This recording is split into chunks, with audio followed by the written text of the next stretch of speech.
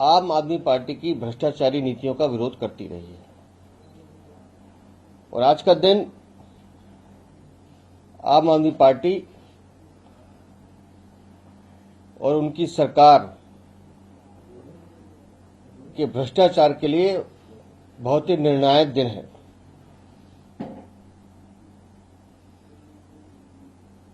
शिक्षा क्रांति के नाम पर वोट मांगने वाले अरविंद केजरीवाल, मनीष सिसोदिया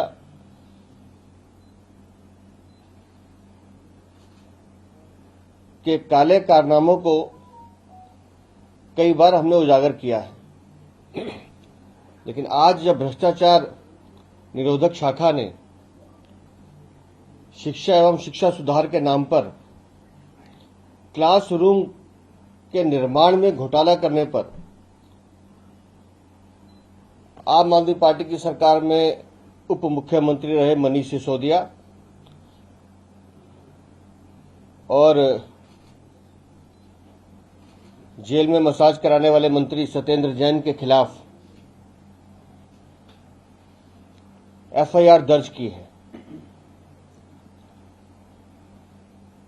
हमारी एक मांग ये भी है कि मनीष सिसोदिया, सत्येंद्र जैन के साथ साथ anti corruption branch Arvind Kejriwal की भूमिका की भी जांच करे। लगातार जब से आम आदमी पार्टी की सरकार बनी थी, 2015 में अरविंद केजरीवाल जब सत्ता में आए, उन्होंने तब से कैसे भ्रष्टाचार करना है उसकी नींव रखनी शुरू कर दी थी कि हर विभाग में मुझे इतना इतना इतना भ्रष्टाचार करना है। तो उसका उन्होंने फाउंडेशन स्टोन रखना शुरू किया कि हाउ टू मेक मनी। 2015-16 में 12,748 क्लासरूम बनाने के लिए अरविंद केजरीवाल ने 2,982 करोड़ का बजट आवंटित किया। अब आप 2,982 करोड़ को अगर मल्टीप्लाई करोगे 12,748 से, तो इसका मतलब सीधा था कि एक कमरे की कीमत 24,86,000 रुपये दिए गए, जबकि सीपीडब्ल्यूडी का जो मैनुअल है सरकारी, उसके हिसाब से एक स्कूल के कमरे की लागत 5 लाख रुपए से ज्यादा नहीं होनी चाहिए। और जब यह हुआ तभी हमारे उस समय के तत्कालीन अध्यक्ष उन्होंने आवाज उठाई और हमारे 3 साथी जो पदाधिकारी थे, हरीश खुराना, कपिल मिश्रा और नीलकांत बख्शी, उन्होंने एंटी करप्शन ब्रांच में इसकी शिकायत दर्ज कराई। लेकिन सरकार तो अरविंद केजरीवाल की थी, तो उन्होंने 7-8 सालों तक इस जांच को दबाए रखा और लेकिन लगातार भारतीय जनता पार्टी संघर्ष करती रही, अपनी आवाज उठाती रही, शिकायत दर्ज की गई और सीवीसी की रिपोर्ट के अनुसार भी इस पूरे घोटाले में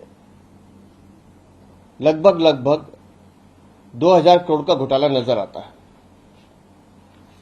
और भ्रष्टाचार जो निरोधक शाखा है, उसने भी अपनी प्रारंभिक जांच में कुछ चीजें स्पष्ट की हैं।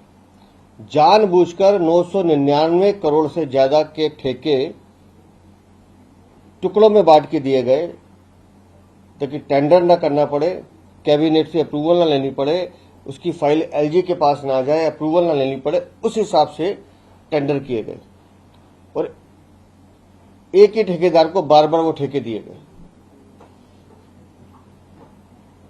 टेंडर प्रक्रिया पूरी नहीं की। स्कूल के कमरों में भी इनके कुछ मैनुअल्स में स्पेसिफिक चीजें हैं। एक होता है सेमी परमानेंट कमरा, उसकी जो एज रहती है वो लगभग 30 साल के आसपास रहती है।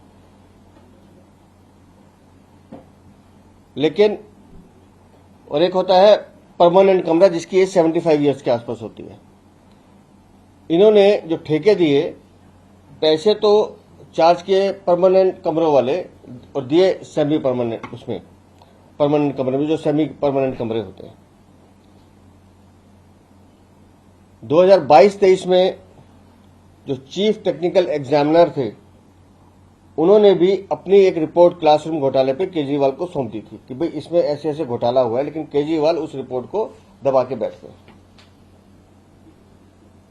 भारतीय जनता पार्टी की मांग करती है कि मनीष सिसोदिया और सत्येंद्र जैन पे तो एफआईआर दर्ज हुई है, अरविंद केजरीवाल की भूमिका की भी जांच की जाए और इस जांच को तेजी से आगे बढ़ाया जाए और इन दोषियों को, जिन्होंने जनता के साथ विश्वासघात किया है और जनता के साथ विश्वासघात के साथ साथ बच्चों के भविष्य के साथ भी अपराध किया है, इनके खिलाफ कड़ी से कड़ी कार्रवाई होनी चाहिए।